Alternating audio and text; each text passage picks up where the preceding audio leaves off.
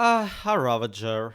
A sad little creature, introduced back in the Village and Pillage update, and never really haven't received any hype since. It seems people just forgot how cute this awful thing is, and today we're gonna try and remember just how many great uses it has that you may or may not even suspect. Hello everybody, my name is ZloyXP, and today we're counting down 5 best uses for a Minecraft Ravager. Now, if you haven't caught a Ravager for yourself yet in Minecraft, please do, it's incredibly easy. All you have to do is track down one of the pillager captains, kill him, go into a village and start defeating the raid. Then, as soon as the Ravager shows up, all you gotta do is put a boat in front of them or grab them in a minecart. After that, just defeat everybody else who has showed up for that particular wave and get rid of the ongoing raid by removing all the beds in your village. You can plop them down right afterwards, that will interrupt the raid however. You can also get rid of the bad omen effect right after by drinking a bucket of milk. So let's say you got yourself a Ravager like this, just chilling in your world. What can we do with it? Well, the first and the most probable use for it is kill it. Just kill the guy, just stab him to death. Ravagers always, pretty much always drop a saddle, and saddles can be used to, you know, saddle horses and pigs, but you will agree that after all the effort we went into to get a Ravager in a minecart on a boat on your world, that's a little bit of a waste. Let's see what we can do with a live Ravager then. Well, this first life hack I actually came up with myself. This little trick that we're about to employ basically allows you to have a wall-mounted full-size Ravager head without actually having to get one, without any additional mods or any additional data packs. All you gotta do is get your Ravager into the boat, specifically boat and not a minecart, that will be important. If you're in survival, you might wanna drink an invisibility potion so that Ravager doesn't murder you right away. Make sure to take off all of your armor. Drop down a little bit below him and right click the boat. Yeah, this is gonna take a little bit of trying because it's hard to right click the boat and not the Ravager itself. Once there, all you gotta do is move the Ravager and the boat right against these trapdoors that are gonna be our wall, and voila! We got ourselves a Ravager head randomly sticking out of the wall. It looks really spiffy, and after we are away from him a certain distance, he kinda loses tracks of us and just sticks the head out, meaning that if you make this like 5 to 6 blocks into the air, like basically on a wall, or if you just, you know, have this as some sort of ornament, then 5 blocks, 6 blocks away is gonna be enough to distract him and get him to pretend to be a wall ornament forever. And doesn't he look ever so homely above a fireplace? Aww. But if you want yourself a little bit more of a technical approach to your Ravagers, then you will be happy to know that they can be a part of number of farms. Check this here out, for example. Unfortunately, this functions only on the Bedrock edition, but Ravagers can break several blocks existing in the game, simply by pathfinding through them, such as leaves, snow layers in Bedrock edition, and basically every kind of crops. This means that if on Bedrock edition you trap a Ravager in a little space exactly like this, between a fence post, a block and a wall, and then a snowman right next to him, then you can place a block between them and they will basically forever fight for whether or not that block should have a snow layer on it. Be wary though, this farm is incredibly overproductive. It might actually lag your world out with the amount of entities it creates. And honestly, I love how silly it looks. And snow is technically a building block, so if you just need a whole lot of building blocks really fast, this is actually a really solid way. But that doesn't even hold a candle to the more advanced farms you can create if you got a Ravager to yourself. Check this guy out. He's currently forever being trapped on a minecart going in this tiny circle. Basically a 4x2 circle with some powered rails in it.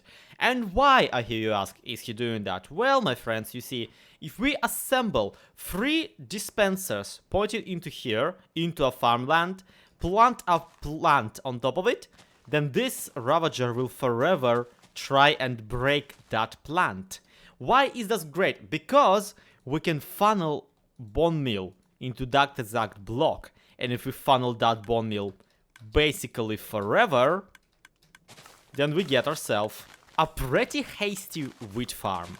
Now, it might not be faster than all the other automated designs that use different methods to break the crop. However, there's a trick to that too. You see, we don't actually have to plant this block ourselves. We can just get a villager farmer to do that. So what's happening here is this villager here is a farmer villager. They have a function where if they have seed in their inventories, they will attempt to plant it on farmland. And this guy is standing on some farmland surrounded by dispensers. Now, we can fill these dispensers with bone meal, we can rig them to auto-dispense and all that kind of stuff, but first we will need to fill this villager's inventory with seed, which will take approximately like 6 to 8 stacks of that kind of stuff. This is done to prevent him from actually picking up all of the wheat by himself. Next up, we trap a Ravager right next to him and tell him to go forever, essentially, in a minecart, on a little truck. This too is done to make the Ravager not break the seeds before we can fertilize them, and also so that the Ravager can't necessarily kill the villager, you know, just as easily at the very least. If we did everything right, then this guy should start planting and the Ravager should start harvesting. All we now need to do is rig up a bone meal delivery system to the dispensers, rig them up to redstone signal like we did right there. And you can tell this farm is not finished, can you? Point is that when executed correctly, this contraption here will actually allow you for a full AFK, fully automated, playerless bone meal nano-farm. Although, yeah, at this size, I kind of struggle to call it a nano. There still is a fluke right now where a Ravager might kill the villager, and I'm currently trying to develop a version where that does not happen. The use for Ravager number 2 will actually be a little bit challenging, both for you to create and for your friends to ever encounter. You see, my friends, Ravagers actually have an incredibly long distance from which they will track a survival player, once they of course do notice him. And once tracking, they will basically chase you kind of short of forever. This, and the fact that they can kill you in basically 2 swings, makes them really useful for minigames. YouTuber Tango Tech on the server Hermitcraft has famously made a massive dungeon for his server mates to explore. The dungeon naturally had a lot of redstone features and a lot going on under the hood, but ultimately none of it would have mattered if the Ravagers weren't incredibly persistent and pursuing the player. Their ability to break leaves will also come really handy if you ever want to log a friend in a hedge maze and let one of those bad boys out. And the number one amazing use for a Ravager, if you got one, is unfortunately Java Minecraft specific. This has been showcased by the YouTuber Simply Sark, and it's an exploit that allows you to traverse immense amounts of distance by simply right-clicking a Ravager with a shield a particular way. Yes, unfortunately, we cannot exactly just saddle a Ravager and, you know, ride it into a sunset, but this is as close as it gets. Now, ignoring that a shielded player, when head-butted by a Ravager, can already fly several dozens of blocks, meaning that a Ravager parkour is technically a possibility. Ravagers actually have a special counterattack they do after having headbutted a shield. The telltale sign that this is the attack that's about to happen is that they shake their head and look really upset about it. Right after, they will exclude a particular sigh, throwing the players away from them.